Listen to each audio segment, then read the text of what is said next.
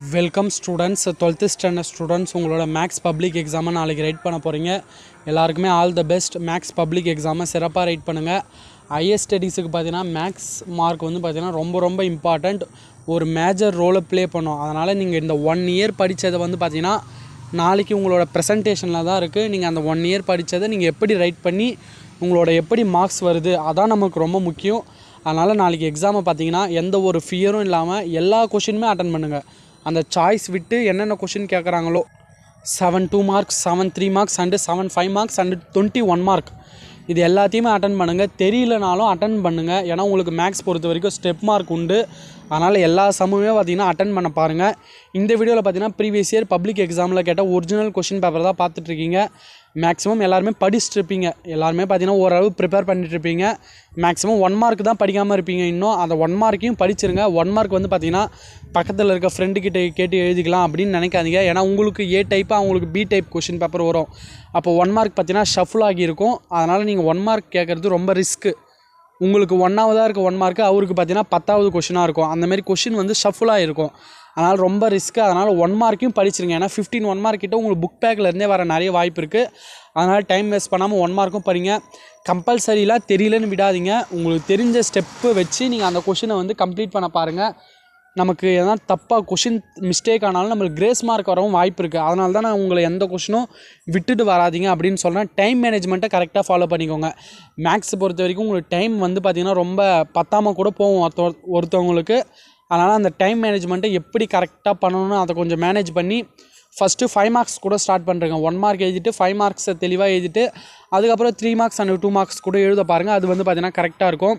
இந்த கொஷின் பேப்பரில் என்னென்ன சம்ஸ் கொடுத்துருக்காங்க அப்படின்னு பாருங்கள். இதெல்லாம் நீங்கள் படிச்சிருக்கீங்களானு போட்டு பார்த்துருக்கீங்களா பாருங்கள். போட்டு பார்க்கலன்னா எடுத்து போட்டு பாருங்கள். இதெல்லாம் வந்து பார்த்தீங்கன்னா ரொம்ப இம்பார்ட்டன்ட் சம்.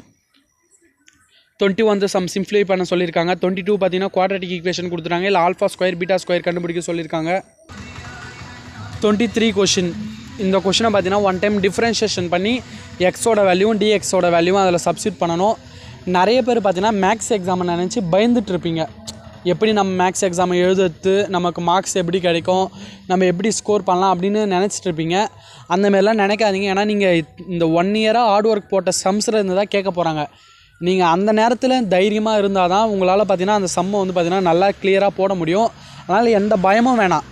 நீங்கள் படித்ததை தெளிவாக நீங்கள் அங்கே போய் அட்டன் பண்ணாலே போதுமானதாக இருக்கும். அதனால் எந்த ஃபியரும் பண்ணாதீங்க. மேக்ஸ்லாம் ஈஸியாக பாஸ் ஆகிடலாம். பாஸ் ஆக முடியாதுன்னு யாரும் நினைக்காதீங்க. நீங்கள் 20 1 மார்க் அட்டன் பண்ணாலே நீங்கள் பாஸ். எல்லாருமே மார்க் அதிகமாக எடுக்கணும்னு ஒரு எய்ம் வைங்க. ஏன்னா மேக்ஸ் மார்க்கு ரொம்ப இம்பார்ட்டண்ட், மறுபடியும் சொல்லிக்கிறேன். அப்புறம் 24 பொறுத்த வரைக்கும் இந்த சம் பார்த்துக்கோங்க. Find the differential equation for the family of all straight line passing through and origin. 25th sum. அப்புறம் 26th find the equation of the circle. 27 rank matrix. 28th பொறுத்த வரைக்கும் பார்த்துக்கோங்க. 29th limit some. அந்த எக்ஸோட value அப்படியே போடுங்க. அது indeterminate ஃபார்மில் கிடச்சிதுன்னா நீங்கள் மறுபடியும் லோபித்தால் ரூல் அப்ளை பண்ண போகிறீங்க. இல்லைனா அதான் ஆன்சர். 2 மார்க்கில் பொறுத்த வரைக்கும் லோபித்தால் ரூல் அப்ளை பண்ணுற மாதிரி கேட்க மாட்டாங்க. 30 சம் கோ பிளானர், அந்த சம் பார்த்துக்கோங்க. அப்புறம் 3 மார்க் பொறுத்த வரைக்கும் 31th சம். 32 பார்த்தீங்கன்னா tangent and normal to the parabola கேட்டிருக்காங்க. 33 பார்த்தீங்கன்னா வெக்டார் மெத்தடில் ஒரு ப்ரூவ் பண்ண சொல்லியிருக்காங்க. 34 பொறுத்த வரைக்கும் ஆயிலர்ஸ் தேரம், இது ஈஸியான சம் தான்ப்பா. 35th find 2 positive number whose sum is 12 and their product is maximum. இது வந்து பார்த்தீங்கன்னா போன டைம் கொஷின் பேப்பரில் பார்த்தீங்கன்னா 5 மார்க்கில் கேட்டிருப்பாங்க. இந்த கொஷின் பார்த்தீங்கன்னா ஒன்று 3 மார்க்கில் கேட்குறாங்க, இல்லை 5 மார்க்கில் கேட்குறாங்க. இந்த கொஷின் இல்லாமல் கொஷின் பேப்பரே வந்து பார்த்தீங்கன்னா வரமாட்டுது. இந்த கொஷின்லாம் பார்த்துக்கோங்க. 34 கொஷின் பார்த்தீங்களா, அந்த கொஷினும் 5 மார்க் கொஷின் தான். உங்களுக்கு 3 மார்க்லேயும் 1 டைம் கேட்கலாம், அப்படிலாம் 5 மார்க்கில் கூட கேட்கலாம். அதை பார்த்துக்கோங்க தெளிவாக. 36 பார்த்துக்கோங்க. 37 ரெக்டாங்குலர் ஃபார்ம். 38th பொறுத்த வரைக்கும் இந்த சம்மும் 5 மார்க்கில் கேட்டிருக்காங்க. உங்களுக்கு நம்பிக்கை இல்லைனா ப்ரீவியஸ் இயர் கொஷின் பேப்பர் எல்லாமே கொடுத்துருக்கேன். லாஸ்ட்டு 5 இயர்ஸ் கொஷின் பேப்பரை ஒரு கலெக்ஷனாக கொடுத்துருக்கேன். அந்த கொஷின் பேப்பரை நீங்கள் போய் பார்த்தீங்கனாலே தெரியும். இந்த கொஷின்லாம் கேட்டிருப்பாங்க. அதுக்கப்புறம் பார்த்தீங்கன்னா 40 சம் பார்த்துக்கோங்க. 5 மார்க் பொறுத்த வரைக்கும் இதில் கொடுத்துருக்க சம்மை தெளிவாக பார்த்துக்கோங்க. பி சம் பார்த்தீங்கன்னா ரொம்ப ஈஸியான சம். அதெல்லாம் 41ல் பிலாம் ரொம்ப ஈஸியான சம். 42ல் ஏ பார்த்தீங்கன்னா 11th லெசன்லேருந்து கேட்ட சம். பி பார்த்தீங்கன்னா 2nd லெசன்லேருந்து கேட்ட சம். 43ல் ஏ பொறுத்த வரைக்கும் 7.1லேருந்து 8th சம். இந்த கோனிக்கல் வாட்டர் டேங்க் ரொம்ப ஈஸியான சம் தான். பி பார்த்தீங்கன்னா ஈஸியாக எல்லாருக்கும் தெரிஞ்ச sum. Vector method, sine alpha plus beta, alpha minus beta, cos alpha plus beta, alpha minus beta, இந்த 4 சம்மை தெளிவாக பார்த்துக்கோங்க. அதுக்கப்புறம் பார்த்தீங்கன்னா 44ல் ஏ பொறுத்த வரைக்கும் 5.5 எக்ஸசைஸ்லேருந்து கேட்ட சம். பி பொறுத்த வரைக்கும் solve the linear differential equation.